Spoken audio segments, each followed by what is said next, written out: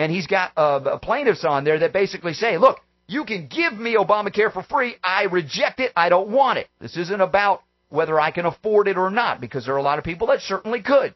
But they disagree with the forcing of this so-called pharmaceutical coverage, insurance coverage, as a fundamental violation of their right for free association, a violation of First Amendment rights, Fifth Amendment rights. I mean, you go on and on. Mm-hmm. This suit has some legs here, and it's going up against Obama, Timothy Geithner, and the rest of the what we call the executive branch criminals. This adds to the lawsuits coming out from Florida, Alabama, Alaska, Arizona, Colorado, Georgia, Idaho, Indiana, Louisiana, Michigan, Mississippi. I mean, I could go on and on. How many states are now going, this is nuts. We're not taking part in this. Is America coming apart by the seams? Well, we certainly would argue nutritionally we have lost it, and we're trying to regain it, with the attacks on raw milk, as we've covered here, and so many of the attacks on dietary supplements, or the fact that the FDA believes we don't have a freedom to choose the food we believe in. Oh, man. And, of course, the synthesizing of all life. The fact that a lot of nutrients, in fact, that are not really nutrients, they're sort of synthetic sustenance coming from Big Pharma, and that there's a distinction, a difference between the two. And my goodness, how unreasonable of us is it, Michael, that we would simply want to know what's in the food and maybe have the choice to choose between that which is genetically modified, man playing God, and that which is grown as it's been grown on the planet for as long as there's been a planet.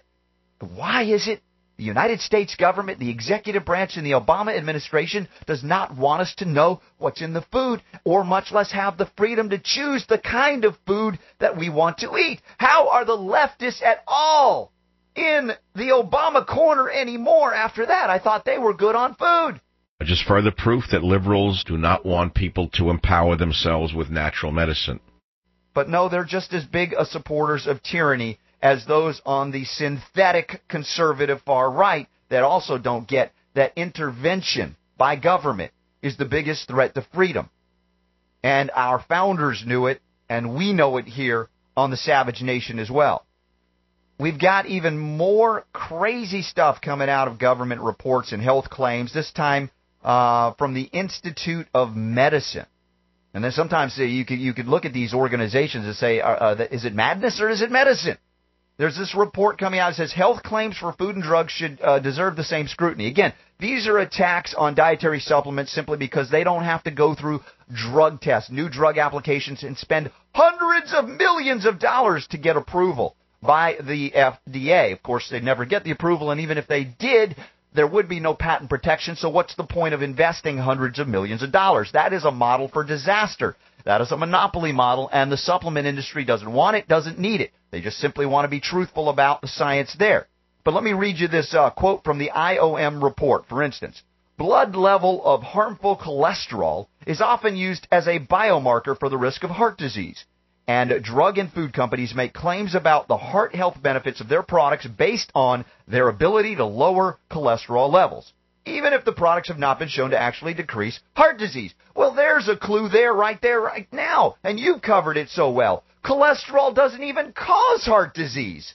And they're worried about drugs and food claiming to reduce it, and realizing that, in fact, it's not, in fact, reducing heart disease.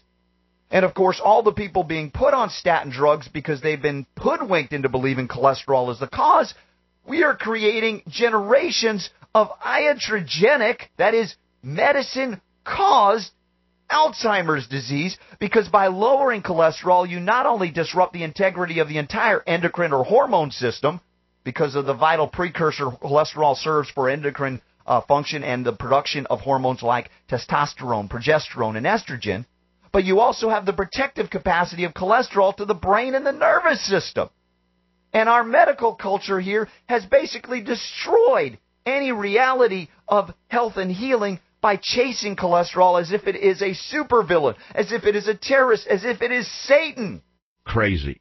And, of course, the reality is cholesterol given to us by God for protective reasons, for health reasons. And this is the same as the American Cancer Society criticizing the U.S. panel that was actually, for the first time, a government panel got something right. I'm a man enough to admit it when they get something right, when they were talking about environmental and pollutant causes of cancer. And, of course, the result of all this pollution, it depletes selenium levels in the body, the most cancer-protective nutrient trace mineral that we have, more science to support it than anything else.